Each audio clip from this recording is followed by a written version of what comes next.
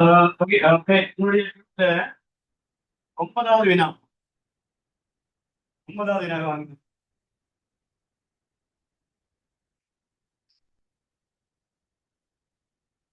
Okay அப்படி நாம இன்னைக்கு முடிச்சிடுவோம். வரி நாம இன்னைக்கு முடிச்சிடுவோம். வரைபடம் எப்போ இப்ப உங்களுக்கான தந்திருக்கு, ஒரு வரைபடம் தந்திருக்கு. வரி விதிப்பது சம்பந்தம், வரி விதிப்பது சம்பந்தம் ஒரு வரைபடம் தந்து அப்போ அதுக்குரிய எழுத்துக்கள் சொல்லி கொடுத்துருக்காங்க. முதல்ல நீங்க போட்டுக்கொள்ளும், அதெல்லாம் ஒவ்வொன்றும் என்னென்னு சொல்லி போட்டுட்டு அப்போ நெறிக்குத்தச்சு விலை,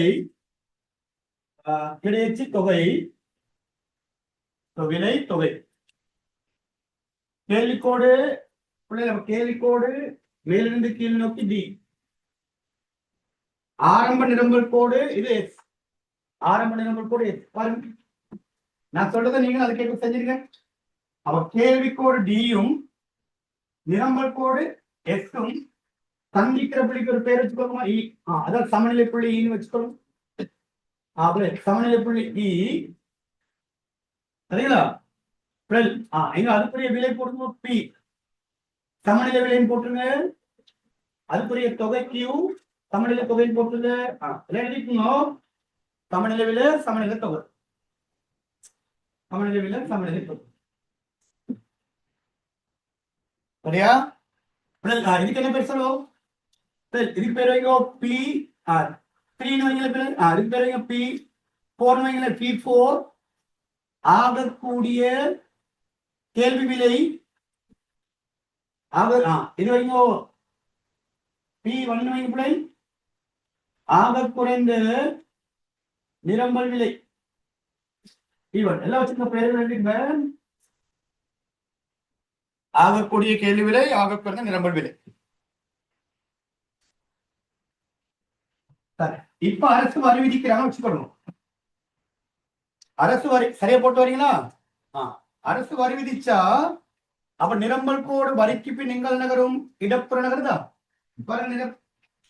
நிரம்பல் கோடு எஸ் என்னவாக S D, S S D ஆக இடப்புற நகரது, இடப்புற நகரது காட்டிடுங்க.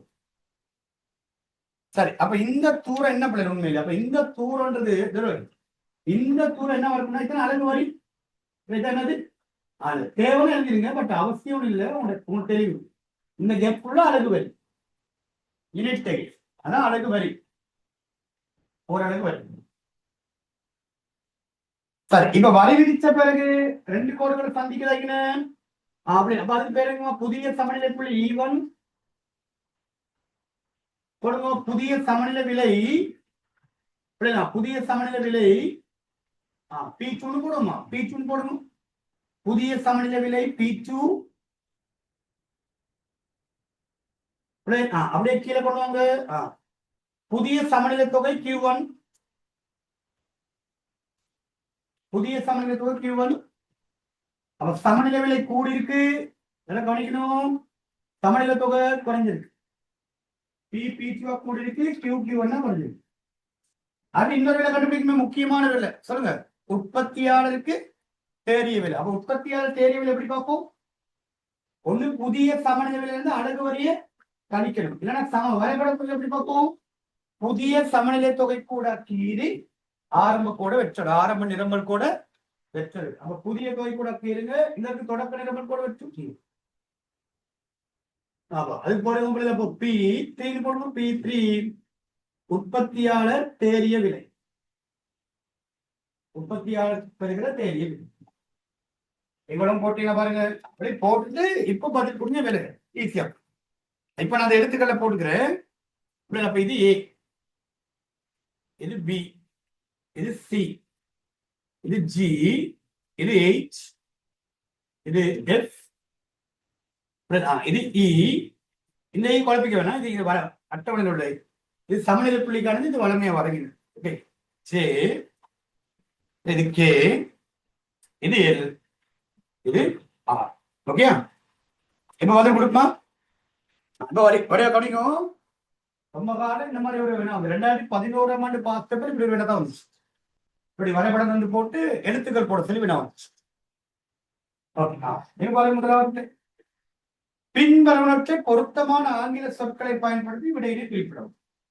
அப்ப நமக்கு ஒரு சாப்டர் கொடுத்துட்டு விடயங்கள் கொஞ்சமும் விடயங்கள் கொஞ்சம் இருக்கு, வரிக்கு முன் அடுத்து வரிக்கு பின், வரிக்கு முன் வரிக்கு பின், அடுத்து மாற்றம் தலைப்பு 3 தலைப்பு இருக்கு, வரிக்கு முன் வரிக்கு பின், அடுத்து மாற்றம். முதலாவது பாருங்க, நுகர்வோர் மிகை. அடுத்த நுகர்வோர் மிகை.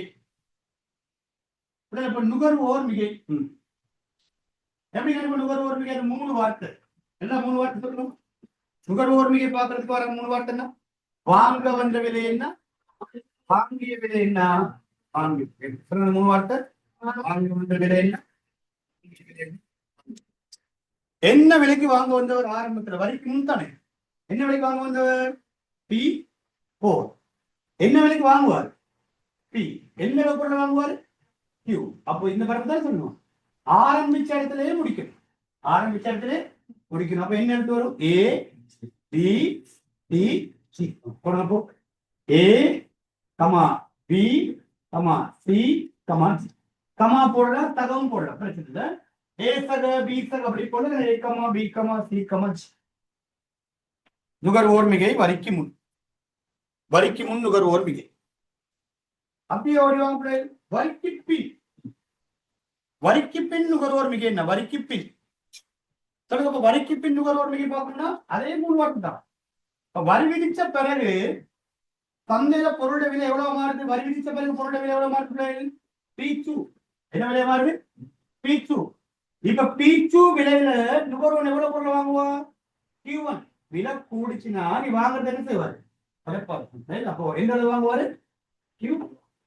அப்ப நுகர்வோர் மிகை வரிக்கு பின் என்ன விலைக்கு வாங்குவார்? P4. இப்ப என்ன விலைக்கு வாங்குவாரு? P2. எந்த அளவு வாங்குவாரு? Q1 தானே. அப்ப ஆரம்பிச்ச இடத்துல முடிச்சா என்ன எழுத்து மட்டும்? A மட்டும். அப்ப A. அப்ப வரிக்கு பின் நுகர்வோர் மிகை A மட்டும் ஒன்லி. அப்ப நுகர்வோர் மிகை கூடியிருக்கா, நுகர்வோர் மிகை குறைஞ்சிருக்கா? என்ன எழுத்து குறைஞ்சிருக்கா?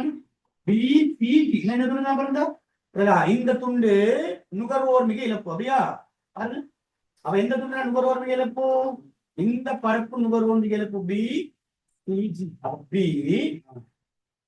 C, G இழப்புன்னு போடும். B, C, G இழப்பு. அப்ப நுகர்வோர் மிகை இழப்பு B, C, G.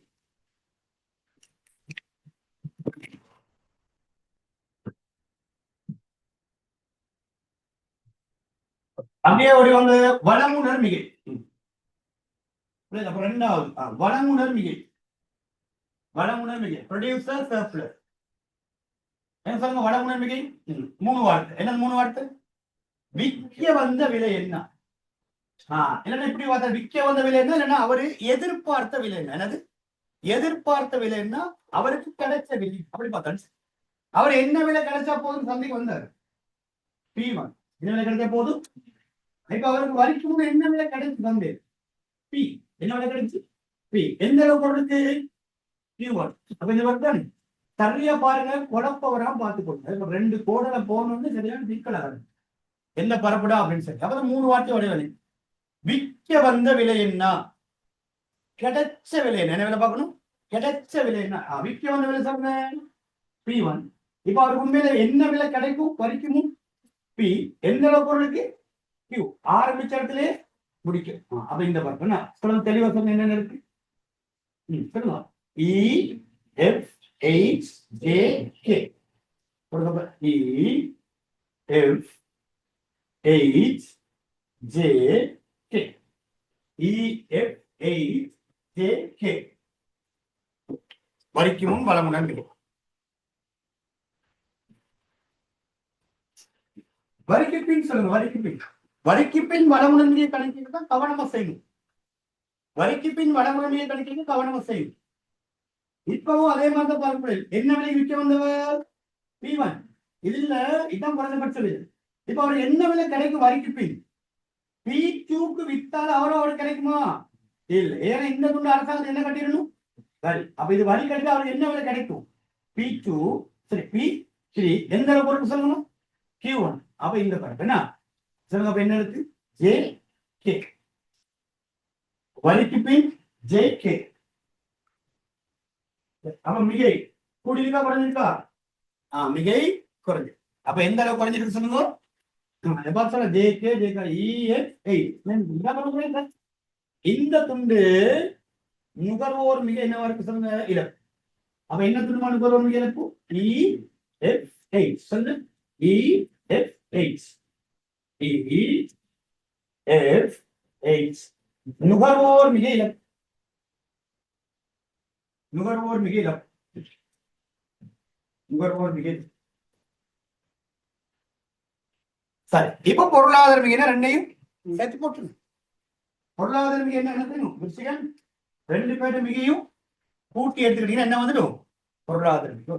இந்த இந்த இந்த அழகு எத்தனையாவது பாடத்துல சரி எத்தனையாவது நாள் வரணும்னா உங்களோட ஃபைனல் பேப்பர்ல 3ஆவது எத்தனாவதுன்னா இலகுவா 20க்கு 20 மார்க்ஸையும் பெறக்கூடிய பகுதிதான்.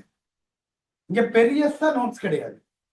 4 விதமான கணக்குகள் வரும். ஒண்ணு வரி, இன்னொன்னு மானியம், கட்டுப்பாடுல 2 உயர்ந்தபட்ச கட்டுப்பாடு விட குறைந்தபட்ச கட்டுப்பாடு இதெல்லாம் சேர்ந்துதான் பரீட்சையில வினாவும்.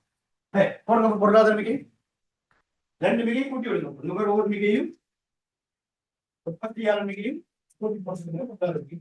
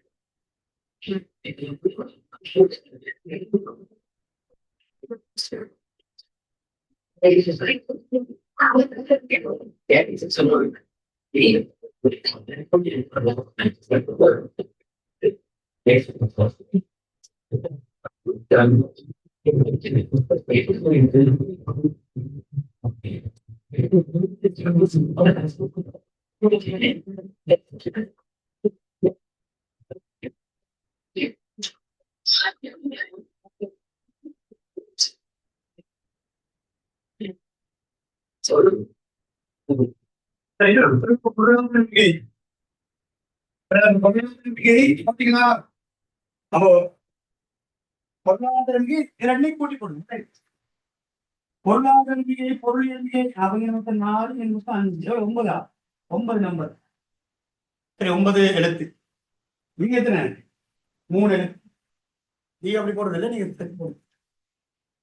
அப்ப இலக்கு கூட இது ரெண்டையும் சேர்த்துக்கணும். டி சி ஜி அப்புறம் இ எஃப்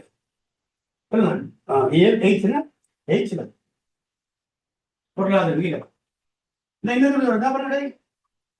இது அவ்வளவுமே நுகர்வோர் இழப்போ, இது அவ்வளவுமே உற்பத்தியாளர் இழப்போ, ரெண்டும் சேர்க்க வர இந்த பரப்பு தான் பொருளாதார வீதம். அடுத்து நுகர்வோன் மொத்த செலவு. நுகர்வோன் மொத்த செலவு வரிக்கு முன்னும் வரிக்கு பின்னும். எப்படி நுகர்வோன் செலவு பார்க்கணும்?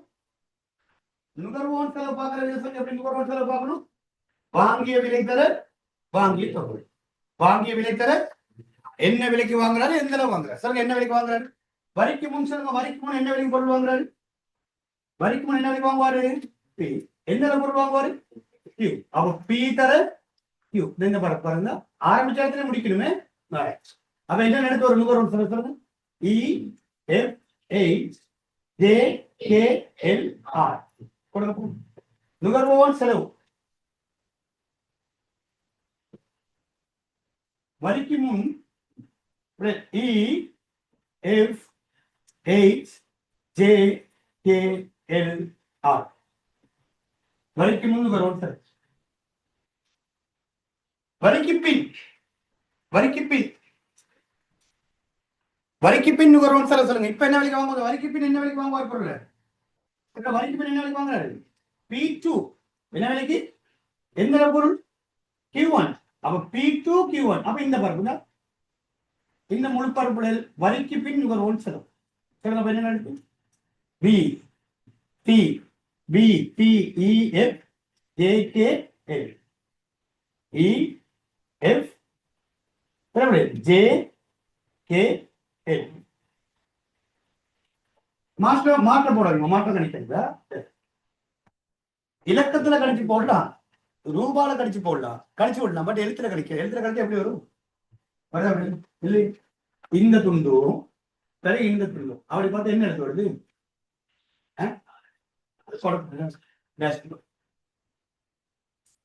எழுத போடாதீங்க. சரி,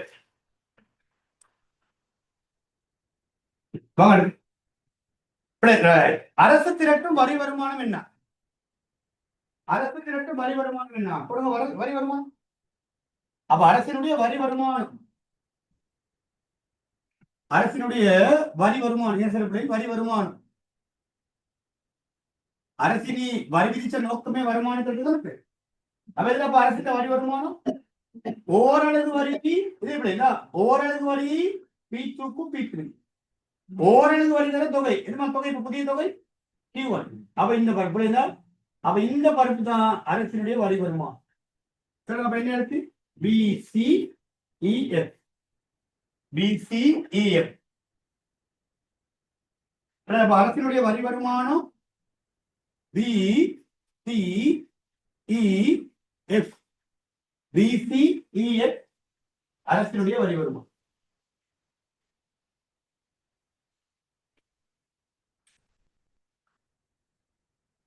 சரி, அடுத்து நுகர்வோர் சுமக்கும் வரிச்சுமை, வழங்குனர் சுமக்கும் வரிச்சுமை. அது சிம்பிள் தானே. அது எது நுகர்வோன் வரிச்சுமை மேற்கொண்டு தானே. இதனை ஓரளவு நுகர்வோன் வரி, ஓரளவு நுகர்வோன் வரி தொகை. அப்ப இந்த பரப்பு தான், இந்த பரப்பு தான் நுகர்வோன் சுமக்கும் வரிச்சுமை. என்ன இருக்கு? பியும் சி. பியும் சியும் நுகர்வோன் வரிச்சுமை. பியும் சியும் நுகர்வோன் வரிச்சுமை.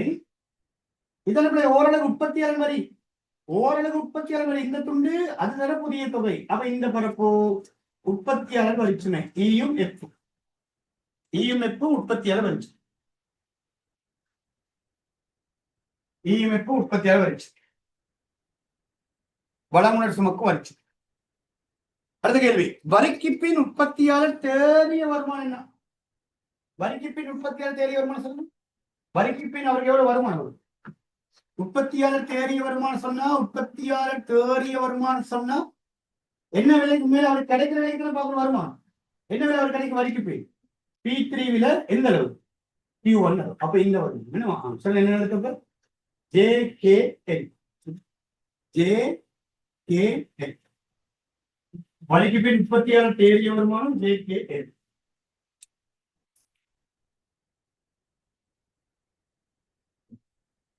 பயனடவில்லை. சமூக நலன் வீழ்ச்சி அல்லது மிகை வரிச்சுமை அல்லது குறிப்பிட்ட மீற முடியா இழப்பு. சமூக நலன் வீழ்ச்சி அல்லது மிகை வரிச்சுமை அல்லது மீள முடியா இழப்பு. மீள முடியா இழப்பு. மீள முடியா அப்ப எப்படி இழப்பு பார்க்கணும்? திருப்பி திருப்பி அந்த கதை சொல்றேன், வடிய கவனிக்கும். பாருங்க, இழப்பு பார்க்கறது மீள முடியா இழப்பு எப்படி பார்க்கணும்? அரசு வரி விதிச்சதன் நோக்கம் என்ன? வருமான திரட்டினவங்களா? சரி. ஆனா அதனால வரியினால பாதிக்கப்பட்டவங்க இருக்காங்களா? இங்க யார் பாதிக்கப்பட்ட? நுகர்வோர் பாதிக்கப்பட்டாரு, உற்பத்தியாளர். அவனுடைய பாதிப்பை நாங்க அளவிடணும். அவங்களுடைய மிகை வீழ்ச்சியா, அவங்களுடைய மிகை வீழ்ச்சி. இங்க பாருங்க, அரசு வரி விதிக்க அரசு வரி விதிக்க இந்த அளவு பரப்பு நுகர்வோர் தன்னுடைய மிக இழந்தாரா? இந்த அளவு பரப்பு யார் இழந்தா சொல்லுங்க? நுகர்வோர் மிக இழந்தார். BCG என்ன பண்ணணும்? BCG. இந்த அளவு பரப்பு உற்பத்தியாளர் மிக இழந்தாரா? சொல்லுங்க. EFH உற்பத்தியாளர் மிக இழந்தார். அப்ப அவங்க ரெண்டு பேருமே சேர்ந்து இழந்தது இந்த துண்டு தானே பிள்ளை. இப்ப இந்த இழந்த முழுவதுமே அரசுக்கு வருமானமா போயிருச்சா? அது அரசுக்கு வருமானமா போனது இந்த பரப்பு மட்டும்தானே பிள்ளை.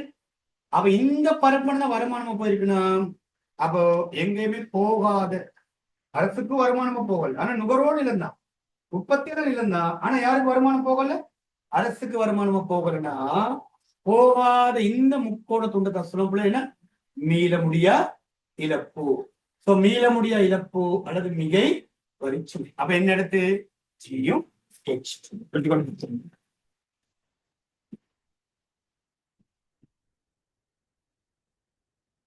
ஜியும் எச்சும் மீள முடியா இழப்பு அல்லது மிகை வரிச்சுமை.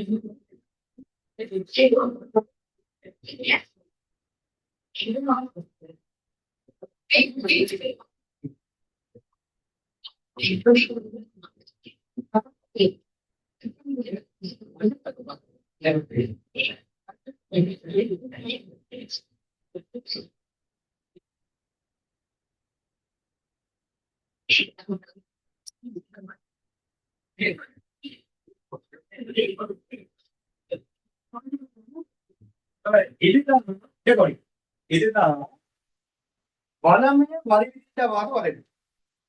அப்ப எப்பவுமே இப்படித்தான் சார் வரும் கேட்காதீங்க. இதுல வந்து மாற்றம் வரும். இதுல என்ன வரும்?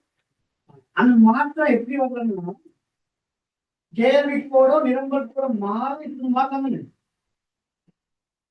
கேள்விக்கோட நிரம்பல் கூட மாறுதுன்னு சொன்னா அதுதான் முன்னாடி படிச்சிருக்கோம் நிகழ்ச்சி எதை படிச்சிருக்கோம். ஏன்னா ஒவ்வொரு நிகழ்ச்சியின் போது ஒவ்வொரு விதமான கேள்வி கூட தானே வரும். ஒவ்வொரு நிகழ்ச்சியுடைய கேள்வினா அது ஒரு வடிவு, ஒவ்வொரு நிகழ்ச்சி கேள்வினா அது ஒரு வடிவு, நல்ல நிகழ்ச்சினா அது ஒரு வடிவு. அதே மாதிரி நிரம்பல் இருக்கு. நிரம்பல் நிகழ்ச்சி உடையதுன்னா நிரம்ப நிகழ்ச்சி அற்றதுன்னா பூரண நிரம்ப நிகழ்ச்சி உடையதுன்னா பூரண நிரம்ப நிகழ்ச்சி அற்றதுன்னு சொல்லி ஒவ்வொரு வடிவம் இருந்தாரு. அப்ப நம்ம அடுத்து பார்க்க போற விஷயம் அதுதான். அப்போ அரசாங்கம் வரி விதிச்சா அந்த வரி விதிப்புல அந்த வரியின் சுமையில நுகர்வோருக்கு எந்த அளவு பங்கு. இப்ப இந்த கணக்குல இப்ப நான் வடமேசர கணக்குல 2 பேரும் எப்படி எடுத்துக்கோங்க வரிச்சுமைய சரிக்கு சமம் எப்படி எடுத்துக்கோங்க. 10 ரூபா வரினா நுகர்வோனுக்கு 5 ரூபா, உற்பத்தியாளனுக்கு எவ்வளவு. அப்படியே தான் எடுக்கணும் அவசியம் இல்லை. சில நுகர்வோன் 6 ரூபா எடுக்கலாம், உற்பத்தியாளர் 4 ரூபா எடுக்கலாம். இல்லைன்னா நுகர்வோனை 10 ரூபா எடுக்கலாம், உற்பத்தியாளர் வரி சுமை எடுக்காமலே இருக்கலாம். அப்படி ஒவ்வொரு விதமான தியரி இருக்கு. நாங்க அதுக்கு சம்பந்தம் பேசுவோம். ஓகே சரி. அப்ப வாங்க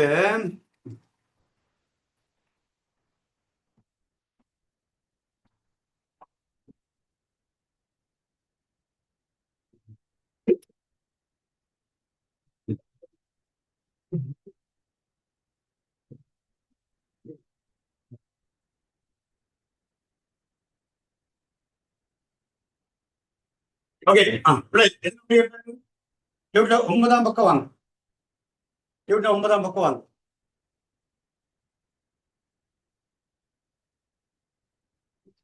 இதுல சரி முன்பக்கம் வாங்க. இன்னும் வினால கடைசி இடம் கீழே அதை குறிச்சுக்கொள்ளுங்க. அரசு வரி விதிப்பினால் ஏற்பட்ட அரசு வரி விதிப்பினால் ஏற்பட்ட அரசு வரி விதிப்பினால் ஏற்பட்ட குறை உற்பத்தி அளவு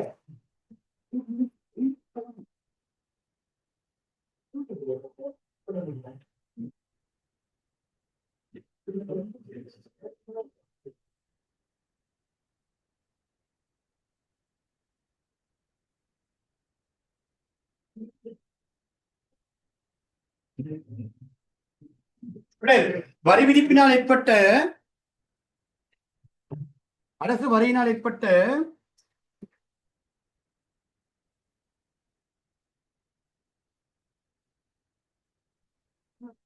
குறை உற்பத்தி அளவு யாது.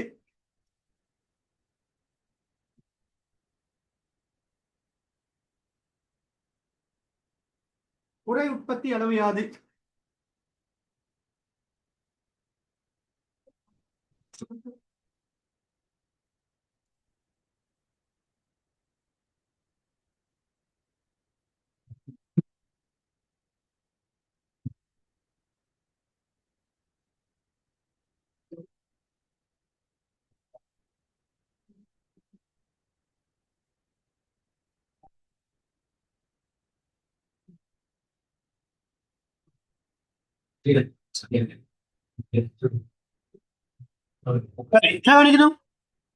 குறை உற்பத்தி அளவுன்னு கேட்டா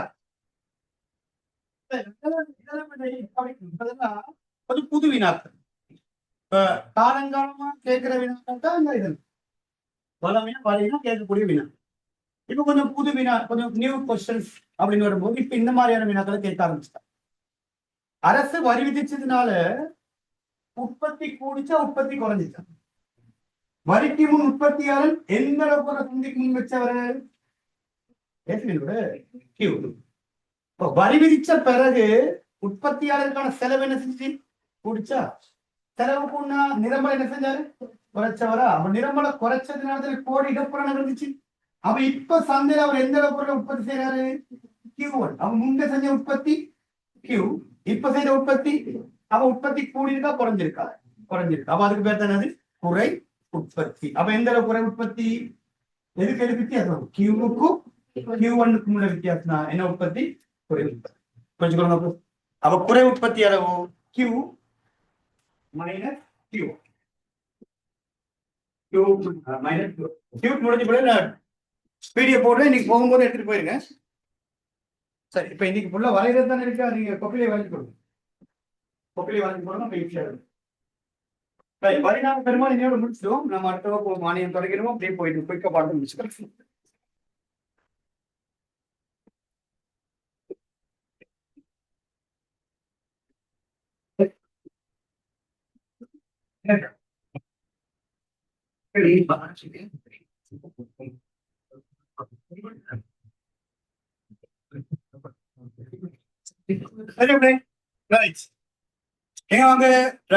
மிக முக்கியமான ஒரு தலைப்பு சொல்லிக் கொடுக்க போறேன். மிக மிக முக்கியமான ஒரு தலைப்பு சொல்லிக் கொடுக்க போறேன். இப்ப நீங்க அந்த ரெண்டு பக்கத்துல உள்ளதையும், ரெண்டு மூணு பக்கத்துல உள்ளதையும் ஒண்ணு பாடமாக்கலாம், இல்லைன்னா விளைவிக்கலாம். நான் முதல்ல உங்களுக்கு இதை விளைவிக்கிறதுக்கான ஐடியா தார். அதுக்கு பிறகு பிள்ளைகள் நீங்க ஒரு ஐடியா எடுத்துட்டு ரைட் ஓகே இதை விளைவிக்கிறதா இல்லை நான் இதை பாடமாக்கி இருக்கிறதா முடிவு பண்ணி தரதான். இப்போ விஷயம் என்னன்னு கேட்டா, யார் மீது வரி விதிக்கப்படுகிறது? உற்பத்தியாளர் மீது. ஆனா அந்த வரியின் சுமையில யாரும் பங்கெடுக்கிறா? நுகர்வோர். இது நியாயமா அநியாயம்? இப்ப நம்ம எஸ்சிசி மீது அரசாங்கம் வரி விதிக்கிறாங்க. படிக்கிற ஒவ்வொரு மாணவர்களுக்கும் 100 ரூபாய் டெக்ஸ் கட்டணும். சும்மா ஒரு கட் பண்ணிடுறோம். ஒவ்வொரு மாணவருக்கு எவ்வளவு? 100 ரூபாய் டெக்ஸ். சரி சரி. இப்ப ஒவ்வொரு மாணவருக்கும் 100 ரூபாய் டெக்ஸ் வந்த உடனே அப்ப நான் என்ன பண்ண போறேன் அப்படின்னு சொன்னா, இப்ப உடனே நம்ம ஒரு பாடத்துக்கு 2000 ரூபாய் கிளாஸ் ஃபீஸ் எடுக்கிறோமா? இனி உங்களுடைய கிளாஸ் ஃபீஸ் எவ்வளோ? 2100 சொல்லிட்டு இப்ப நீங்க என்ன செய்வீங்க? சரி சார், ஓகே. இப்ப ஏன் கூட்டணும், எது கூட்டணும் கேட்க போறது இல்லை, கேட்பீங்க. சரி, இப்ப சொல்லுங்க, யார் மீது வரி விதிச்சாங்க? சொல்லுங்க, எஸ்சிசி மீது, என் மீது. ஆனா இப்ப இந்த சுமை யார் தாங்கிறது? நானா நீங்க? நீங்க தான் தாங்க. எப்படி எவ்வளவு தாங்க வச்சு வேலையை கூட்டி. இப்போ உங்கள்கிட்ட 100 ரூபாய் நான் என்ன செஞ்சு வாங்கி அதை என் பாக்கெட்ல போட்டுக்கோனா இல்ல, அந்த 100 ரூபாய் கூட நான் அப்படியே யார் கொடுத்துருவேன்? அரசாங்கத்துக்கு கொடுத்து. அப்ப நான் ஒரு இந்த இடத்துல ஒரு இடைத்தரகர் வேலைத்தை நான் செஞ்சிருக்கேன். வரியை செலுத்துறது தான் நான், ஆனா அந்த சுமையை தாங்கினது நானா நீங்களா? இல்லைன்னா எப்படி பண்ணிக்கலாம்னு வச்சுக்கொள்ளலாம். ரைட், 100 ரூபாய் தானே. ரைட், இனி உங்களுடைய கிளாஸ் 2050 ரூபாய். எவ்வளவு? 2050 ரூபாய். அப்ப இங்க என்ன நடந்திருக்கு? 2050 ரூபாய் என்ன நடந்திருக்கு சொல்லுங்க.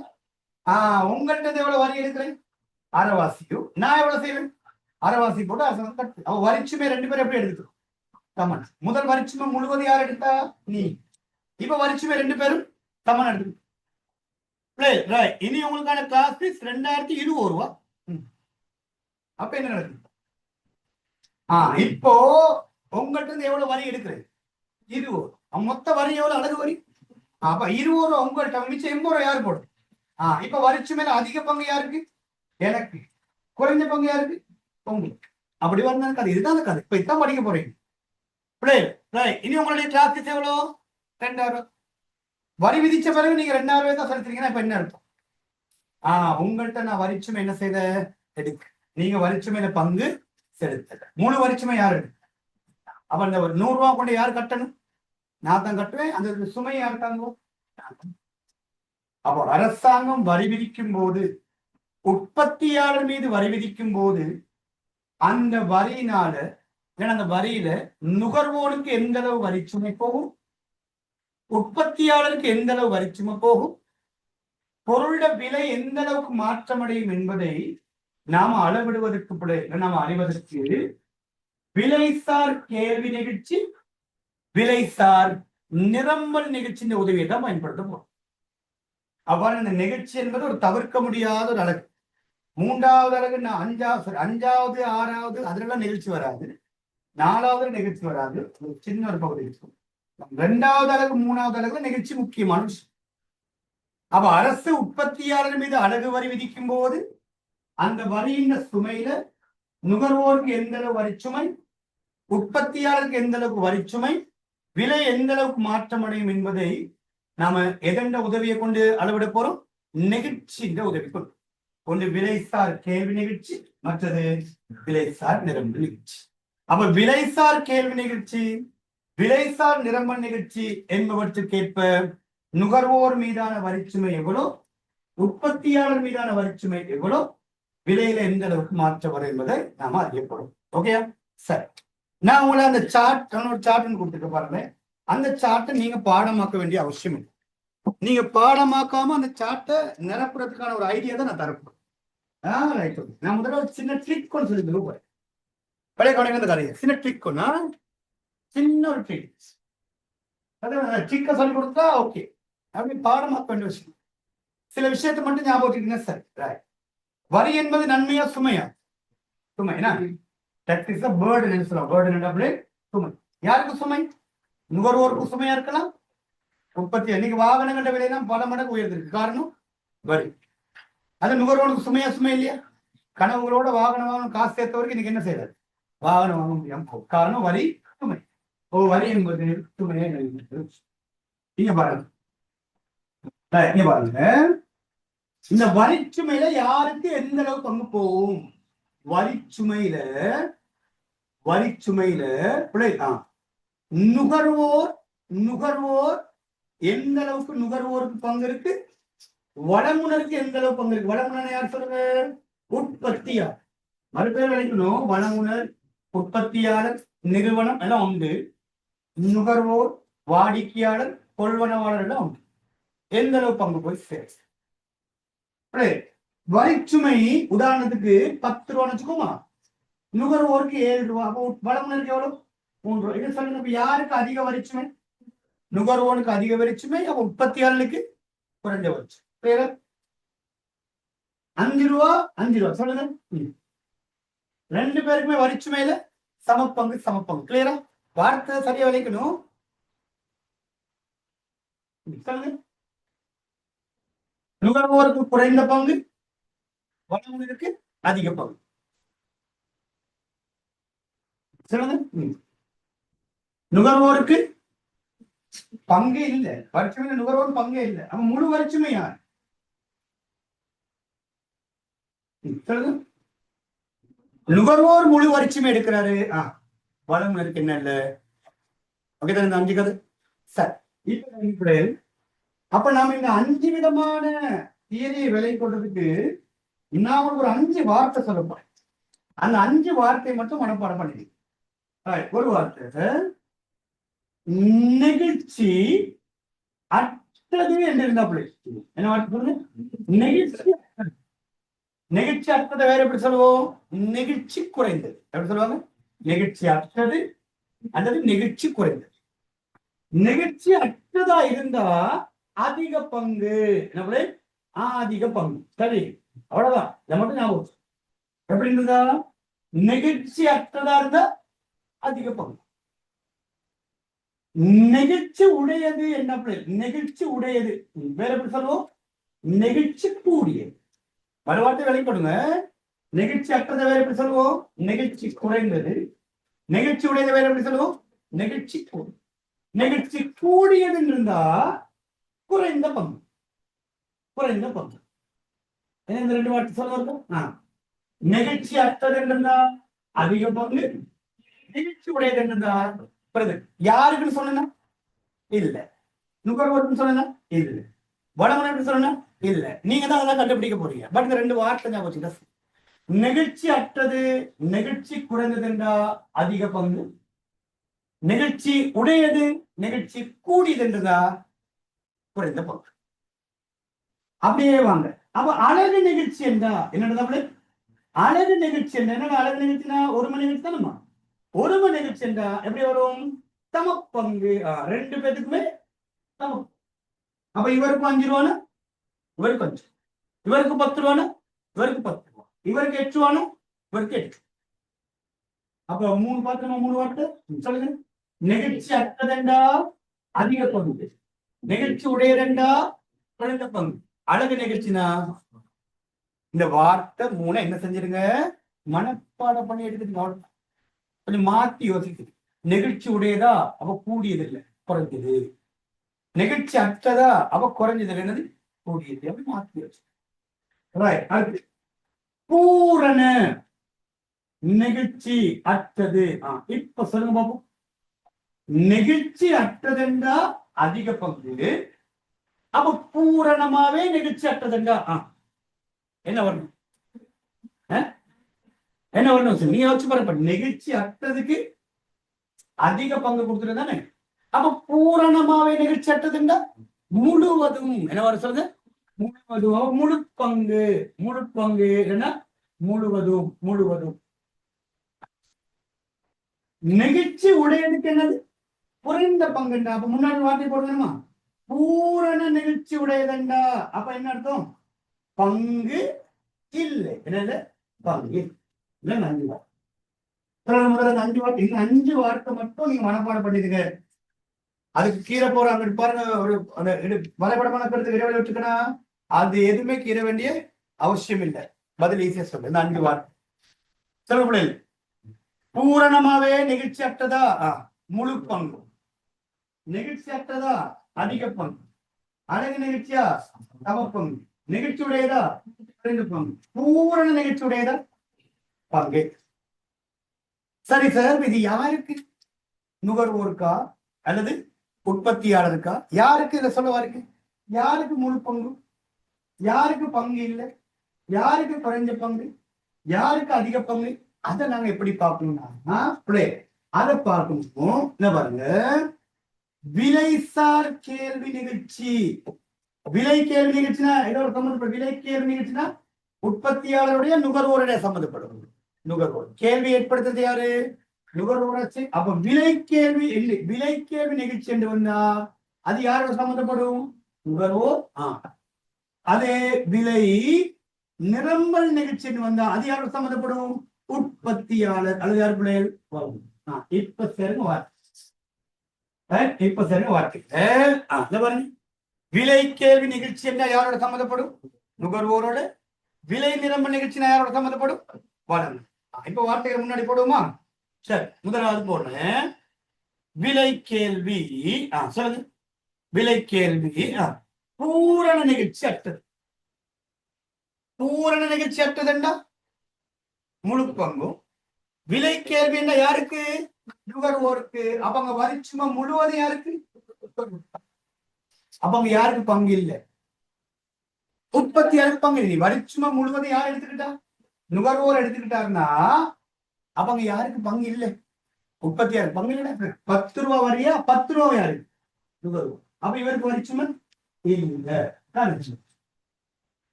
சந்தர்ப்பத்தை என்ன சந்தர்ப்பம்? முழு வரிச்சுமையும் யார் எடுக்கிறா? நுகர்வோர். முழுவதும் நுகர்வோருக்கு போகணுமா? முழு வரிச்சுமையும் நுகர்வோருக்கு போகணுமா? அப்ப என்ன வார்த்தை? முழுவதும் என்ன வார்த்தை வந்துருக்கு? முதல்ல பூரண நெகிழ்ச்சி. அங்க வரிச்சுமை முழுவதும் யாருக்கு? நுகர்வோர் கண்டா. அப்ப நுகர்வோரோட சம்பந்தப்பட்டது கேள்வி நிகழ்ச்சியா நிரம்ப நிகழ்ச்சியா? கேள்வி நிகழ்ச்சியா. சொல்லுங்க. விலை கேள்வி பூரண நிகழ்ச்சி அற்றிருந்தா முழு வரிச்சுமை யாருக்கு? எங்க இப்ப யோசிச்சு பாருங்க. முன்னாடி போடுங்க. விலை கேள்வி. யோசிச்சு பாருங்க. விலை கேள்வி நெகிழ்ச்சி அற்றதா இருந்தா, விலை கேள்வி நெகிழ்ச்சி அற்றதா இருக்கும் போது அரசு உற்பத்தி மீது வரி விதிச்சா என்ன நடக்கும்? அதான் நெகிழ்ச்சி அற்றதை யோசிச்சு பாருங்க. நெகிழ்ச்சி அற்றதுன்னா அதிக பங்கு. எது நெகிழ்ச்சி அற்றது? விலை கேள்வி. நம்ம யாருக்கு அதிக பங்கு? நுகர்வோருக்கு அதிக பங்குண்டா அப்ப உற்பத்தியாளனுக்கு குறைஞ்சு.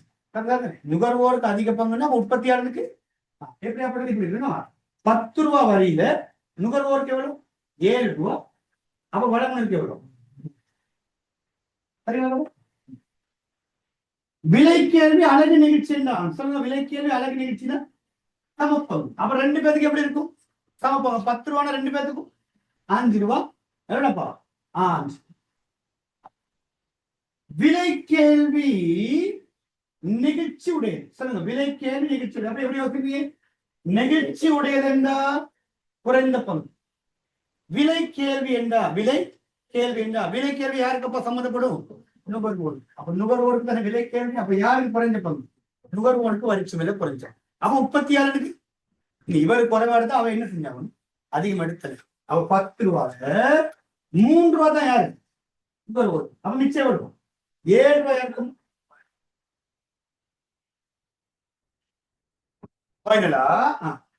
விலை கேள்வி பூரண நிகழ்ச்சியுடைய சொல்லுங்க. இப்படி பார்க்கணும். பூரண நிகழ்ச்சியுடையதுன்னா பங்கு இல்ல.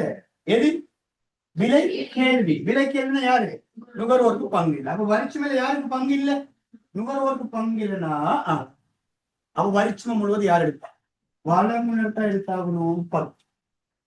இப்படிதான் ஒரு விஷயம் அதை கொடுங்க. கேள்வி நிகழ்ச்சி இந்த மாதிரி இருந்தா நிரம்பல் நிகழ்ச்சி அதுக்கு ஒப்போசிட்டா தான். நிரம்பல் நிகழ்ச்சி அதுக்கு ஒப்போசிட்டா தான் இருக்கு. இல்லைன்னா பதில் கொடுக்க. கேள்வி நிகழ்ச்சி இந்த வடிவத்துல இருந்தா நிரம்பல் நிகழ்ச்சி அதுக்கு எப்படி இருக்கும்? ஒப்போசிட்ல தான் நிரம்பல் நிகழ்ச்சி இருக்கு. பதில் கொடுக்க வரும்போது நன்றி வார்த்தைகள் எடுத்தா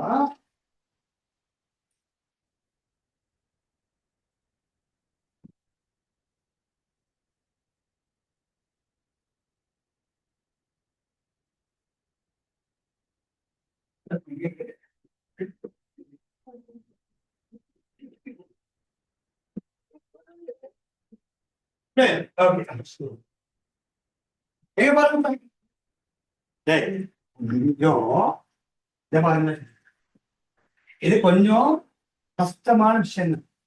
ஒரு பொது விஷயத்த நம்ம மைண்ட் கூட ஏத்துறது ஈஸியா கஷ்டமா? சரியான கஷ்டமே. என்ன செய்ய போறீங்க அதுக்குன்னு? சரியான நோய் கஷாயம் குடிச்சாதான் கொஞ்சமாவது நோய் சுகமாகும். தொடவே மாட்டேங்குது. அவ காய்ச்சல் சொல்ல நான் உன்னை விடவே மாட்டேன். அப்படித்தானே? காய்ச்சல் சொல்ல நான் உன்னை விட்டு போக மாட்டேன். அப்ப என்ன பண்ணணும்? சரி என்ன செய்யணும்? அது சரி வேற வழி. இப்ப நீங்க சரியான காய்ச்சல் உள்ளவே பரீட்சைக்கு போக மாட்டாங்க. காய்ச்சல் என்ன செய்வான் போவான். ஏன்னா இன்னொரு பரீட்சை அவனுக்கு இல்ல, இன்னொரு நேரத்துல இல்ல. இப்ப இங்க சரி நான் நாளைக்கு வந்து பரீட்சையை செஞ்சுக்கிறேனே. Right okay. நான் என்ன சொல்லுவேன்? சரிப்பா நாளைக்கு வந்து சரி இன்னைக்கு எக்ஸாம் டிபார்ட்மெண்ட்டுக்கு எனக்கு நாளைக்கு கூட தனியாக பரீட்சை வைக்கிறீங்களா? அது அது மாதிரி சில விஷயம் பாடமாக்க கட்டாய பாடம் இருக்கு. 5 வார்த்தை இப்ப ஞாபகத்தில் 5 வார்த்தை. ஒரு வார்த்தை பாடமாக்கு இல்ல இதை மட்டும் பாடமாக்கு. மத்தெல்லாம் மாத்தி யோசிக்கணும். அந்த மாத்தி யோசிக்கிற பண்பு மாத்தி யோசிக்கிற இயல்பை ஏற்படுத்தி நெகிழ்ச்சி அற்றதண்டா அதிக பங்கு சொன்னோம். இதை வச்சு மத்ததெல்லாம் உருவாக்கணும். நெகிழ்ச்சி அற்றது அதிக பங்கு. அப்ப நெகிழ்ச்சியுடைய குறைந்த பங்கு. சரிதானவர்? பூரண நெகிழ்ச்சி அற்றதுன்னா நெகிழ்ச்சி அற்றதுக்கு அதிக பங்குனா அவ பூரணமாவே நெகிழ்ச்சி அற்றதுன்னா பங்கு. கதை முடிஞ்சானே. அப்ப நெகிழ்ச்சி உடையதுக்கு குறைஞ்ச பங்குனா அவ பூரணமாவே நெகிழ்ச்சி உடையதுன்னா பங்கு. அப்ப அழகு நிகழ்ச்சினா சமப்பம். சொல்லும் போது ஈஸியா இருக்கா? ஓகே. அப்ப அதை என்ன செஞ்சுக்கோங்க? 2-3 தடவை சொல்லி பாடம் கேட்கும். அவ்வளவு சரி. யாருக்கு அந்த அதிக பங்கு யாருக்கு குறைஞ்ச பங்கு? அதான் அடுத்த கேள்வி. அது நீ எதை வச்சு கொண்டு பாத்துக்கணும்? நெகிழ்ச்சி. விலை கேள்வியா யாரோட சம்பந்தப்பட்டது? நுகர்வோர். அப்ப விலை நிரம்பல்னா உற்பத்தியாளர். இங்க அதை போட்டு பாத்துருவோமா? கேள்வி நடத்துக்கிறது தூக்க நிரம்பல் போடுங்க. விலை நிரம்பல் பூரண நிகழ்ச்சி அற்றது. சொல்லுங்க. பூரண நிகழ்ச்சி அற்றது என்றா பூரண நிகழ்ச்சி அற்றது என்றா முழுவதும். எது விலை நிரம்பல்? விலை நிரம்பல் யாருக்கு? வரிச்சுமம் முழுவது யாருக்கு? வழங்குனர். 10 ரூபானா 10 ரூபா யாருக்கு? வழங்குனர். அப்ப நுகர்வோர் வரிச்சு விலை நிரம்பல் நிகழ்ச்சி அற்றது. விலை நிரம்பல் நிகழ்ச்சி அற்றதுண்டா அப்ப நிரம்பல் நிகழ்ச்சி அற்றது. நிகழ்ச்சி அற்றதுண்டா அதிக பங்கு. விலை நிரம்பல்னா யாருக்கு? வளமுனருக்கு அதிக பங்கு. அப்ப எப்படி வருது? 10 ரூபால 8 ரூபா வளமுனருக்கு மிச்சம் இருக்கும். 2 விலை நிரம்பல் அழகு நிகழ்ச்சி என்றா ரெண்டு பேருக்குமே சமம். அது ஈஸி தானே. விலை நிரம்பல் நிகழ்ச்சி அற்றது சொல்லுங்க. விலை நிரம்பல் நிகழ்ச்சி உடையது. நிகழ்ச்சி உடையதுன்னா குறைந்த பங்கு. எது? விலை நிரம்பல். அப்ப யாருக்கு குறைஞ்ச பங்கு? வளமுன். அப்படின்னா 10 ரூபா வகையில 3 ரூபா வளமுன் இருக்குன்னா அதோட 7 ரூபா யாருக்கு? இப்ப நீங்க எனக்கு பதில் சொல்லுங்க, தெளிவா பதில் சொல்லுங்க. விலை நிரம்பல் என்ன வருது? நிகழ்ச்சி உடையதா இருந்தா விலை கேள்வி என்ன வருது? திங்க் பண்ணி பதில் சொல்லுங்க. விலை நிரம்பல் என்ன வருதா? நிகழ்ச்சி உடையதா இருந்தா அப்ப விலை கேள்வி என்னவா இருக்கணும்? நிகழ்ச்சி அற்றதுதான். விலை கேள்வி என்னவா இருக்கணும்? மாத்தி படிக்க சொல்லி ஏன் சொல்லணுமா? நிரம்பல் என்னவா இருந்தா நிகழ்ச்சி உடையதா இருந்தா அப்ப வளமுனர் தானே குறைஞ்ச பங்கு. அப்ப நுகர்வோர் தாங்க அதிக பங்கு தானே. அப்ப அதிக பங்குனா என்ன வார்த்தை இருக்கணும்? நிகழ்ச்சி அற்றது. நுகர்வோர் என்ன? விலை கேள்வி. அப்ப விலை கேள்வி என்ன வார்த்தை? அப்ப அது ஒண்ணுக்கு ஒண்ணு எப்படி இருக்கும்? ஆப்போசிட்ல. விலை நிரம்பல் நிகழ்ச்சி உடையதா அப்ப விலை கேள்வி நிகழ்ச்சி. புரியுதா சொல்றது? விலை நிரம்பல் நிகழ்ச்சி உடையதா அப்ப விலை கேள்வி நிகழ்ச்சி அற்றது. விலை நிரம்பல் நிகழ்ச்சி அற்றதா இருந்தா அப்ப விலை கேள்வி என்ன இருக்கும்? நிகழ்ச்சி உடையது. விலை கேள்வி பூரண நிகழ்ச்சி. சரி, விலை நிரம்பல் பூரண நிகழ்ச்சி உடையதுன்னா பங்கு இல்லை. எது? விலை நிரம்பல்னா அப்ப யாருக்கு பங்கு இல்லை? வளமுனருக்கு பங்கு இல்லை. அப்ப வரிச்சுமை முழுவதும் யார் எடுப்பா? அப்ப அங்க கேள்வி என்ன வரும்? முழு பங்கு யாருக்கு போகுது? நுகர்வோருக்கு. அப்ப இதுதானமா முழு பங்குனா என்ன வார்த்தை வரும்? பூரண நிகழ்ச்சி அற்றது. எது? விலை கேள்வி விலை நிரம்பல். விலை கேள்வி. அப்ப அங்க இருக்கணும் விலை கேள்வி பூரண. அப்போ இந்த நிகழ்ச்சி பார்க்கும்போது ஒன்றோட ஒன்று எப்படி பார்க்கணும்? ஆப்போசிட் சைட்ல பார்க்கணும். எப்படி பார்க்கணும் சொல்லுங்க? ஆப்போசிட் சைட்ல பார்க்கணும். அப்ப முதல்ல இன்னும் 5 வார்த்தை எழுதிக்கிறீங்களா? அதுக்குதான் நான் ஒரு பொக்சல் கொடுத்தேன். அவனோட பொக்சல் சரியா? முதல்ல 5 வார்த்தை அந்த பொக்சல் எழுதி நிகழ்ச்சி போட வேணாம். அந்த 5 வார்த்தை பூரண நிகழ்ச்சி அற்றது அதை எழுதிக்கணும்.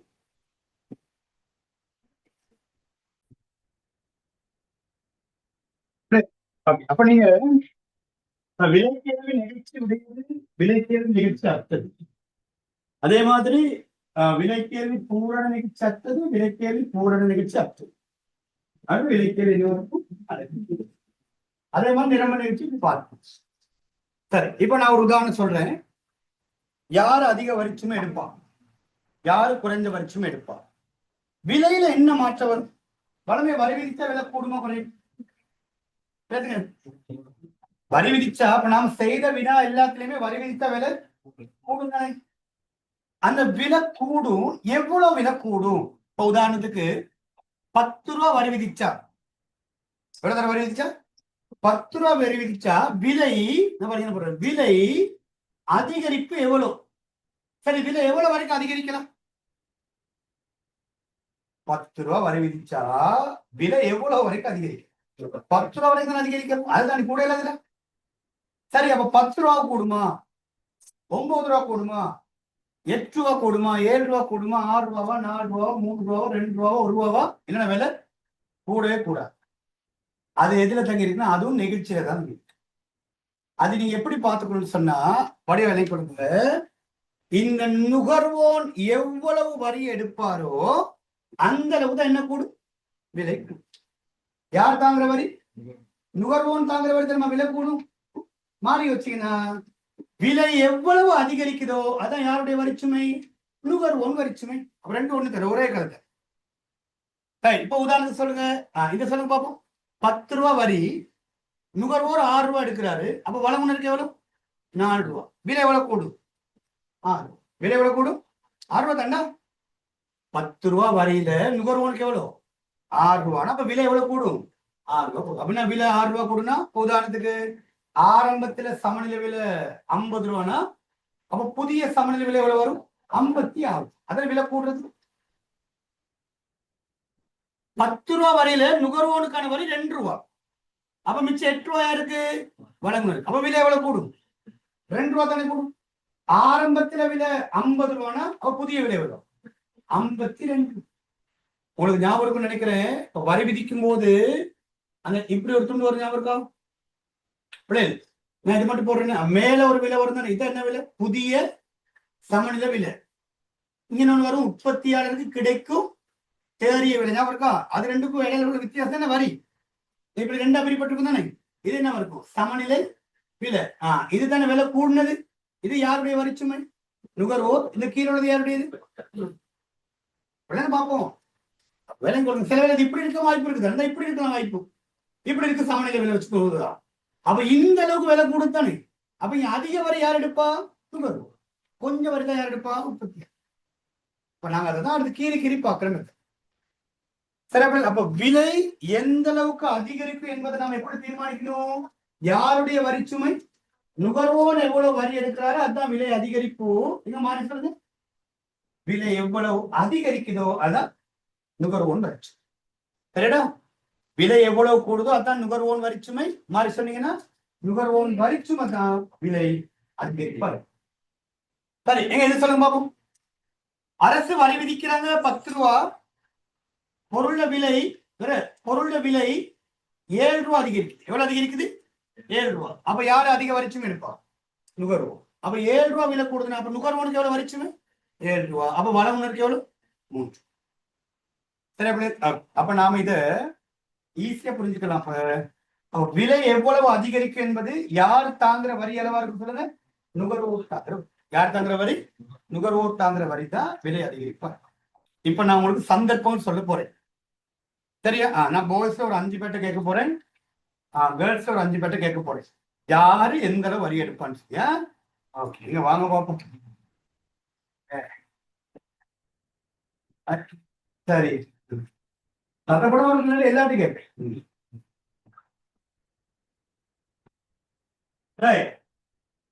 சந்தர்ப்பம் 1. பிஇடி 2. பிஇடி என்னவா இருக்கு? 2. இப்ப அரசு உற்பத்தி மீது வரி விதிச்சா சொல்லுங்க.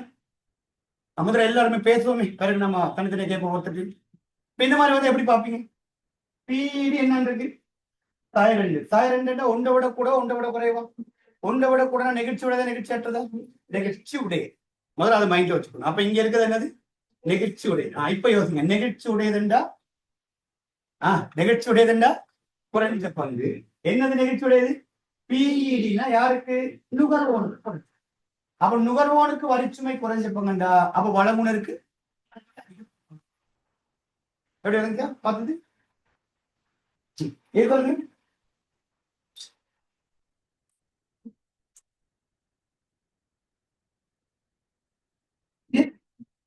பிஇஎஸ் சைவர்த்த செயல். சைவர்த்த செயல் என்ன? ஒன்றை விட கூட, ஒன்றை விட குறைவா?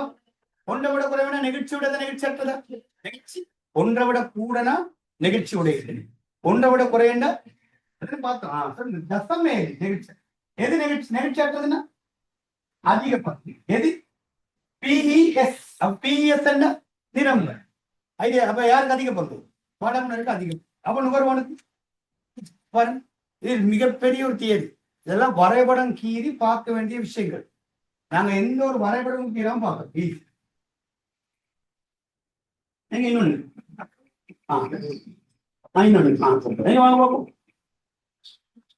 நமக்கு எப்போ யார்ட்டு? சரி, நமக்கு எப்போ நம்ம தில்ஷாட்ட கேட்போம். நீங்க சொல்லுங்க தில்ஷா. பிடி பிடி பிடி. சரி, ஈஸியா கேளுங்க. ஈஸியாக கேட்கல, இது கேள்விதான் கேட்கல. இதுல என்ன ஈஸி கஷ்டம் பார்க்கணுமா? இது ஈஸி கஷ்டம் பார்க்கல. பிடி 0.3 சைர். யாருக்கு அதிக வரிச்சுமை, யாருக்கு குறைஞ்ச வரிச்சுமை? நுகர்வோருக்கு அதிக வரிச்சுமை, வழங்குனருக்கு கேட்டீங்க. புரிஞ்ச எப்படி பாத்தீங்க? 0.3 ஒன்றை விட குறைவு. ஒன்றை விட குறைந்த நிகழ்ச்சி விட நெகிழ்ச்சி அற்றது. நெகிழ்ச்சி அற்றது. எது நெகிழ்ச்சி அற்றது? கேள்வி. கேள்வி நெகிழ்ச்சி அற்றதுன்னா அப்ப யாருக்கு அதிக பங்கு? நுகர்வோனுக்கு அதிக பங்கு. அப்ப உற்பத்தியாளனுக்கு குறைவு. ஓகே, இங்க வாங்க நம்ம அணுசாஸ்திரி சொல்லுங்க பாப்போம். பிஇஎஸ்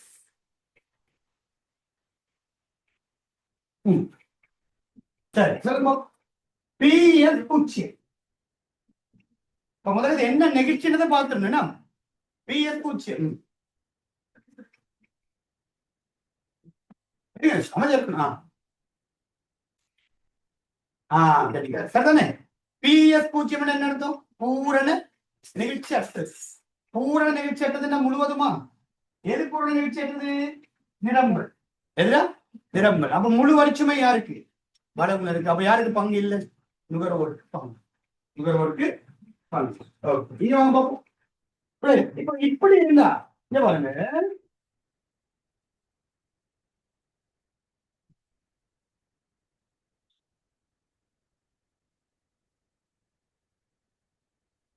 இப்படி இருந்தா தனித்தனியில ரெண்டும் சேர்ந்து இருக்கு. ரெண்டுமே சேர்ந்து இருக்கு. என்ன சொல்லுங்க?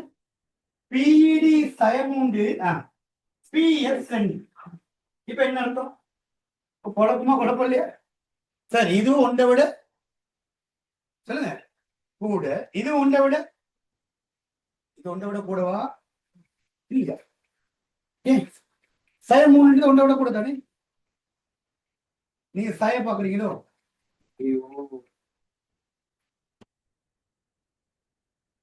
இப்ப இந்த சய என்னத்துக்கு போடுவாங்க? விலைக்கும் கேள்வி தொழிலுக்கும் எதிர்த்தொடர்பு காட்டுறது சய. ஏன்னா இப்ப உங்களுக்கு எதிர்த்து ஒட்டி வேற என்ன செய்யுது? அப்படியா மறக்கிறது? நீங்க இந்த இடத்துல பார்க்கணும், இலக்கணத்தான பார்க்க சொல்லியிருக்கேன். இந்த அடையாளம் என்னது காட்டுறது? விதியை காட்டுறது அடையாளம். விலைக்கும் கேள்வி தொகைக்கு என்ன தொடர்பு? எதிர்கணிய தொடர்பு காட்டுறதுதான் இங்க என்ன அடையாளம் இருக்கு? மைனஸ். மற்றபடி இதுல பெரும்பாலான நிகழ்ச்சி மூன்று. அப்ப மூன்று தான் ஒன்றை விட கூட. பிஎஸ் ரெண்டு இதுவும் ஒன்றை விட கூட. அப்ப ரெண்டுமே நிகழ்ச்சியுடையதா இருக்கணுமா? ரெண்டுமே நிகழ்ச்சியுடையது. எப்படி பதில் சொல்றது? ஒண்ணு நிகழ்ச்சியுடையதா இருந்தா மத்தது என்ன இருக்கணும்? அப்ப என்ன பண்ணிக்கணும்னா இந்த சந்தர்ப்பத்தில் என்ன பண்ணிக்கணும்னா கம்பேர் பண்ணணும். என்ன செய்யணும்? கம்பேர். இந்த சந்தர்ப்பத்தில் ஒப்பிடணும். இந்த சந்தர்ப்பத்தில் ஒப்பிட்டு எது கூடிய நிகழ்ச்சி எது குறைஞ்ச நிகழ்ச்சின்னு வரும். சொல்லுங்க. இப்ப எது கூடிய நிகழ்ச்சி? பிடி கூடிய நிகழ்ச்சி, பிஎஸ் புரியுது? என்ன செய்யணும் சொல்லி அவ கம்பேர் பண்ண எப்படி தானே வருதா? பிடி கூடிய நிகழ்ச்சி, பிஎஸ் குறைஞ்ச நிகழ்ச்சி. அப்ப அதே காலம் தான். குறைஞ்ச நிகழ்ச்சினா நிகழ்ச்சி அற்றது மாதிரி தானே குறைஞ்ச நிகழ்ச்சினா. அப்ப அங்க அதிக பங்கு. அப்ப எதுக்கு அதிக பங்கு? பிஎஸ் நிகழ்ச்சி குறைவா இருக்கு. அப்ப பிஎஸ்னா யாருக்கு? உற்பத்தியாளருக்கு அதிக பங்கு. பிடி தானே அதிக நிகழ்ச்சியா இருக்கு. அப்ப அதிக நிகழ்ச்சினா நிகழ்ச்சி உடைய மாதிரி தானே. அப்ப நுகர்வோனுக்கு குறைச்சு பங்கு. அவ இப்படி தந்தா ஒப்பிட்டு பார்க்கும். பாருங்க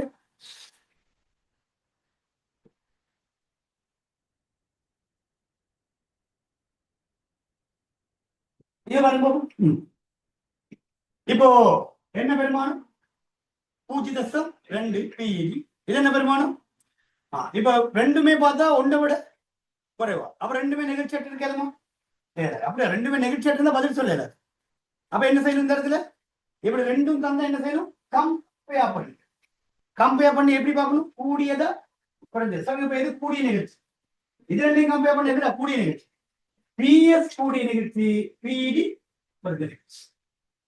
இது ரெண்டையும் கம்பேர் பண்ணா எது அதிக பெருமானம்? 8 8 அதிக பெருமானம். அப்ப இது என்னது? குறைந்த பெருமானம். அப்ப இது அதிக நிகழ்ச்சி கொண்டது, இது குறைந்த. அப்ப அதிக நிகழ்ச்சி கொண்டதுனால என்ன பார்க்கணும்? நிகழ்ச்சி உடைய மாதிரி. அப்ப யாருக்கு அதிக வரிச்சுமை, யாருக்கு குறைந்த வரிச்சுமை சொல்லுங்க? அதிக வரிச்சுமையும்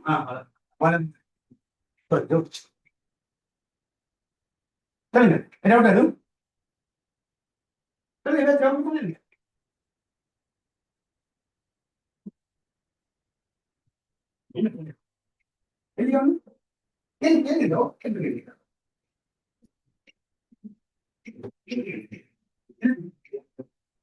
சரி, டவுட்டா கேட்டுங்க. டவுட் கேட்டுங்க. இப்ப இந்த மாதிரி சந்தர்ப்பத்துல கம்பேர் பண்ணணுதாண்டா. சரி, அப்படி இப்போ இவ்வளவு விஷயம் பேசிட்டோம். நிகழ்ச்சியை வச்சுக்கொண்டு யார் அதிக வரிச்சுமை எடுப்பா, யாரு குறைஞ்ச வரிச்சுமை எடுப்பா, இப்ப நமக்கு அந்த சார்ட் பாக்குற மெத்தட் விளங்கிடுச்சு. ஓகே, நிரப்பிட்டீங்களா அந்த அட்டவணை? இப்ப ஓகே, குயிக்கா நிரப்பிட்டு வருவாங்க. இப்ப நீங்க நிரப்புங்க. சரி, தலைப்பு ஒரு 5 ஸ்டார் மார்க் பண்ணிக்கொள்ளுங்க. தலைப்புக்கு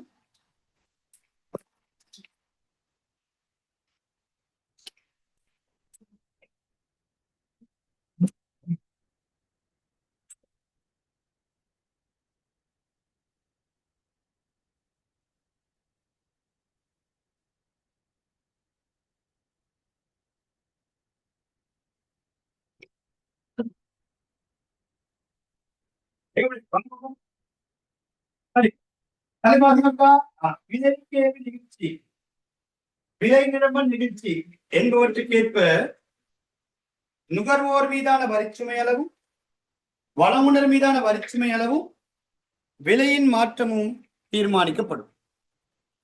ஓகே பிள்ளை, ரைட். சந்தர்ப்பம் முதலாவது பாருங்க. இப்படி பார்க்கணும், இந்த மாதிரி பாருங்க. இப்படி நிரப்பிட்டு இப்படிதான் நிரப்பணுமா? இப்படிதான் பார்க்கணும். முதல்ல சொல்லுங்க. பிஇடி என்னவா இருக்கு? 0. பிஇடி 0. அப்ப விலைக்கேறி பூரண நிகழ்ச்சி தான். அதுக்கு என்ன இருக்கு? பிஇஎ முடிவி விலை நிரம்பல் பூரண நிகழ்ச்சியுடையதா? சொல்லுங்க போ. பூரண நிகழ்ச்சி அற்றதுன்னா முழுவதுமா? யாருக்கு? விலை கேள்வினா யாருக்கு? நுகர்வோர் வரிச்சுமை இருக்கா? அங்க இருக்க முழு பங்கு. நுகர்வோர் வரிச்சுமை முழு பங்கு.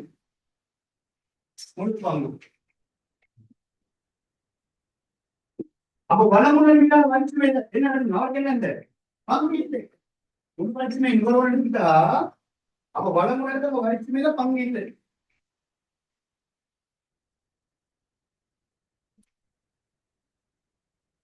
விலை மாற்றம் என்ன நடக்கும் சொல்லுங்க.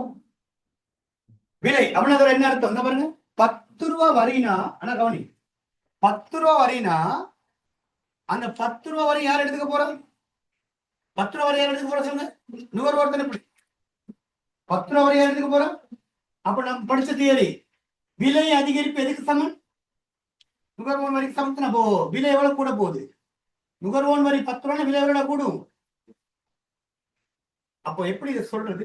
எவ்வளவு அழகு வரி? 10 ரூபா, விலை எவ்வளவு கூடும்? 10 ரூபா. அப்ப இதை எப்படி சொல்றது? சொல்லுவாங்க, வரிக்கு சமமாக விலை கூடும். சரி, எவ்வளவு விதிக்கப்பட்ட அழகு வரி? 10 ரூபா. இந்த 10 ரூபா வரை யார் எடுக்க போற? நுகர்வோர். அப்ப விலை எவ்வளவு கூடும்? 10 ரூபா கூடுமா? அது எப்படி சொல்றது? அப்போ 10 ரூபா வரி விதிக்க 10 ரூபா விலை கூடுதுன்னா அது எப்படி சொல்லணும்? வரிக்கு சமமாக விலை கூடும். சரி, அந்த வார்த்தை எப்படி சொன்னது? வார்த்தை வரிக்கு சமமாக, அல்லது இப்படி சொன்னா சரி, வரியின் முழு அளவான விலை கூடும். சரி, வரிக்கு சமமாக விலை கூடும் அல்லது வரியின் முழு அளவான விலை கூடும். 10 ரூபா வரைனா விலை எவ்வளவு கூடும்? 10 ரூபா. வரிக்கு சமமாக விலை அதிகரிக்கும். வரிக்கு சமமாக விலை அதிகரிக்கும்.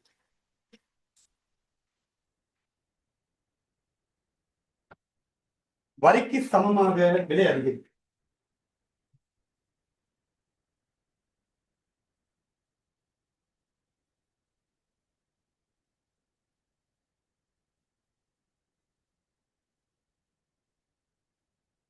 ஏங்க, அடுத்த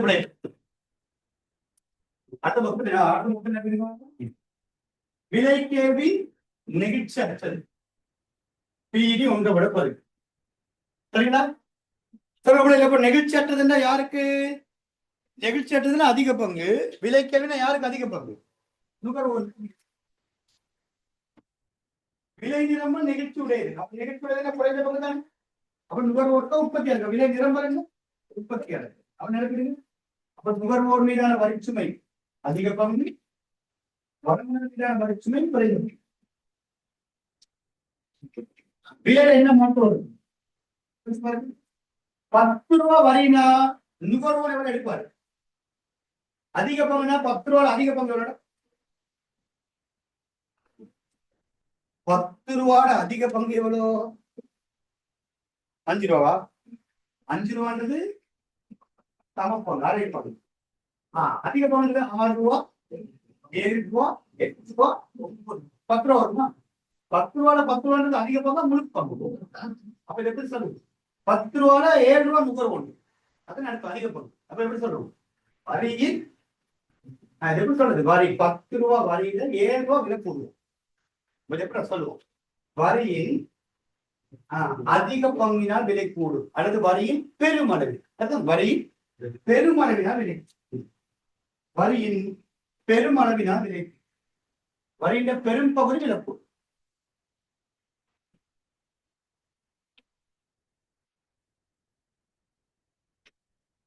வரியின் பெருமளவினால் விலை கூடும்.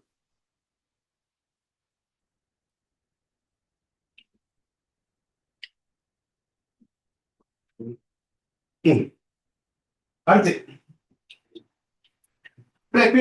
பிஇடி தகவல் அழகு நிகழ்ச்சி, பிஎஃப் தகவல் அழகு நிகழ்ச்சி. அப்ப ரெண்டுமே அழகு நிகழ்ச்சினா சமப்பங்கு சமப்பங்கு சமப்பங்கு சமப்பங்கு. ரெண்டு பேருமே சமப்பங்கு சமப்பங்கு.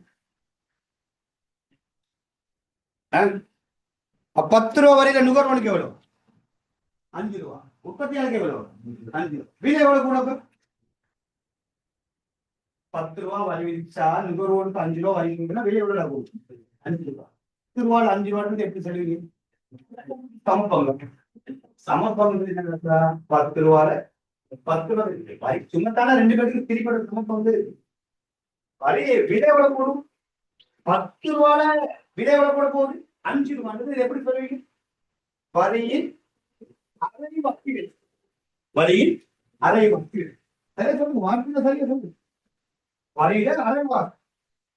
எப்படி சொன்னீங்க? சரியா சொல்லுங்க. வரியின் அடி அரை வாக்கு எத்தனை வீதம்? வரியின் அரை வாக்கு சரி வேண்டும்.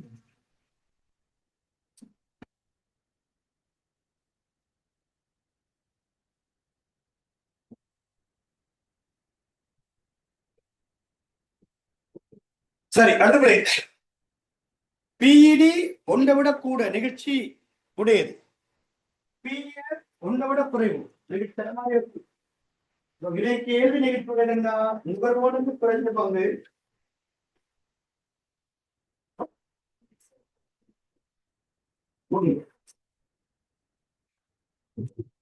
நுகர்வோனுக்கு குறைஞ்ச பங்கு பிள்ளையில் வழங்குனருக்கு அதிக பங்கு.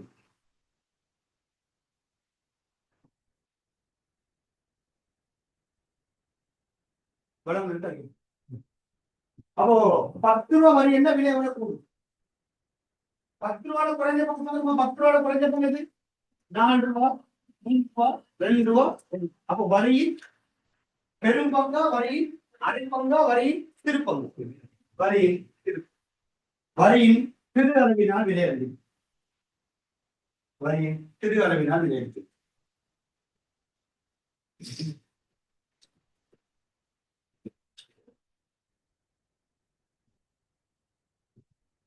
வரியின் திரு அளவினால் விலை அதிகம்.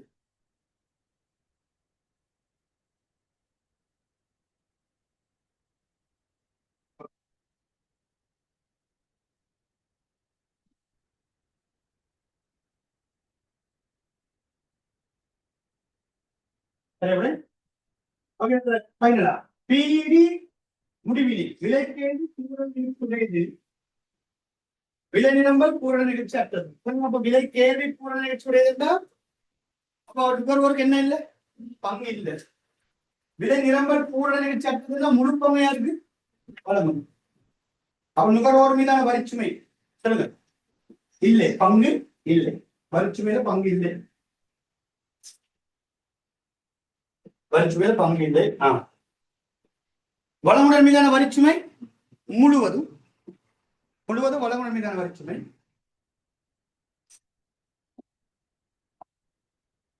அடுத்து விலை மாற்றம் ₹10 வரைனா ₹10 வரை யாருக்கு போயிரு? உற்பத்தியாளர் எடுப்பார். அப்ப நுகர்வோருக்கு வரிச்சுமை என்ன இல்லை? பங்கு இல்லைன்னா வரிக்கு முன்னும் ₹50 வரிக்கு பின்னும் அதே ₹50. விலையில் என்ன வராது? விலை மாற்றம்.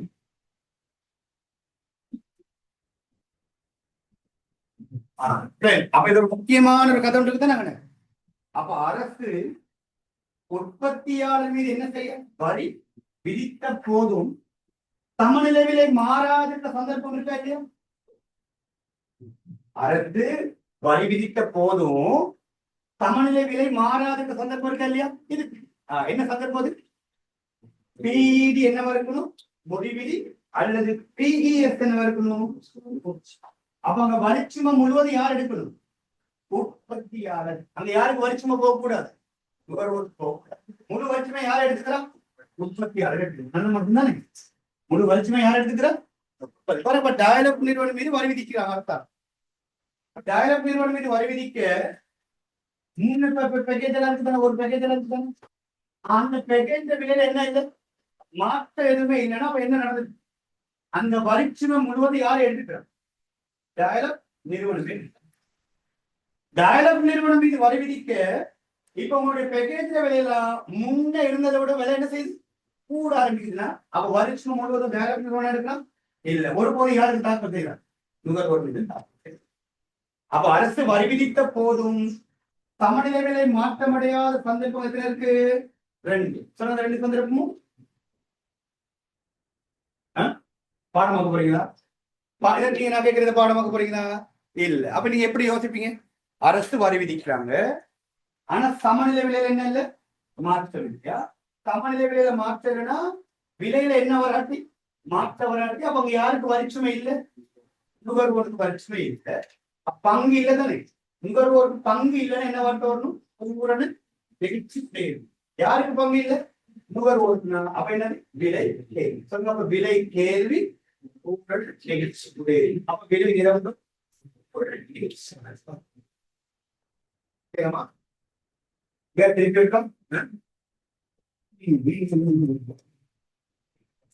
அரசு வரி விதித்த போதும் சமநிலை விலையில என்ன இல்லையா? மாற்றம் இல்லையா? அப்ப உங்களுக்கு முதல் புரியணும், சமநிலை விலையில மாற்றம் இல்லைன்னா அங்க யாருக்கு வரிச்சுமையில பங்கு இல்லை? நுகர்வோருக்கு பங்கு இல்லை. அது ஓகே. இப்ப யோசிக்க, அப்ப நுகர்வோருக்கு என்ன இல்லை? பங்கு இல்லை. அப்ப பங்கு இல்லைன்னா என்ன வார்த்தை வரணும்? பூரண நிகழ்ச்சி உடைய. யாருக்கு பங்கு இல்லை? நுகர்வோருக்கு. அப்ப என்ன வார்த்தை வரணும்? விலை கேள்வி. சொல்லுங்க. அப்ப விலை கேள்வி பூரண நிகழ்ச்சி உடையதுன்னா அப்ப விலை நிரம்பல் பூரண நிகழ்ச்சி. புரிச்சா? அப்ப அதை நோட்டு போட்டு நீங்க மேல நீங்க மேல கீழே போடும். மேல மேல போட்டு மேலையா சைட்லயா பேஸ்ட் பேப்பர்ல எழுதி ஒட்டிக்க சொன்னதெல்லாம் இந்த இந்த டியூட்டோட இன்னொரு 4 பக்கம். எத்தனை பக்கம்? ஒரு 4 தாள் 5 தாள் எக்ஸ்ட்ரா நாளைக்கு வரும்போது நாளைக்கு வரும்போது எப்படி டியூட்டுக்கு பின் பக்கம்னா கொஞ்சம் வினாக்கள் செய்வோம். அப்ப நீங்க அதை கொப்பியில் எழுதிக்கிட்டு இருந்தீங்கன்னா கஷ்டம். அப்புறம் கடைசி டைம்ல திருப்பி பார்க்கும்போது கொப்பி எங்கேயோ கிடக்கும். முக்கியமான வினாக்கள் நம்ம இதுல டியூட்டுக்கு பின்னுக்கு எழுதி பின்னாடி ஒரு 4 தாள் என்ன செய்யுங்க, அட்டாச் பண்ணி கொடுங்க. எங்க அந்த நோட்டை போட்டுங்க, பிக்க போட்டுங்க, நோட்டை போட்டுங்க. கீழே எழுதாதீங்கம்மா, மேல மேல கீழே எழுதுறதுக்கு நோட் இருக்கு. அரசு உற்பத்தி மீது வரி விதித்த போதும் அரசு உற்பத்தி மீது வரி விதித்த போதும் அரசு உற்பத்தி மீது வரி விதித்த போதும் சமநிலை விலை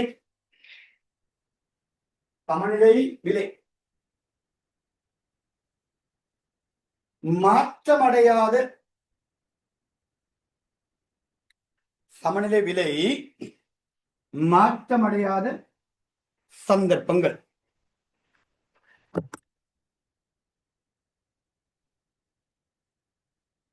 மாற்றமடையாத சந்தர்ப்பங்கள்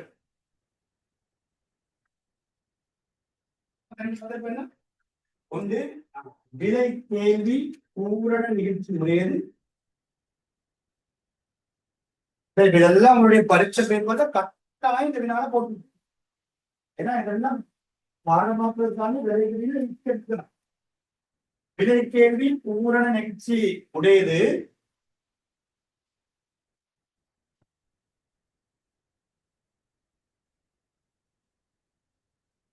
அடுத்த விலை நிரம்பல் பூரண நிகழ்ச்சி அற்றது. ஒண்ணு பிஇடி முடிவிலி, மற்றது பிஎஸ் உச். அடுத்து விலை நிரம்பல் பூரண நிகழ்ச்சி அற்றது.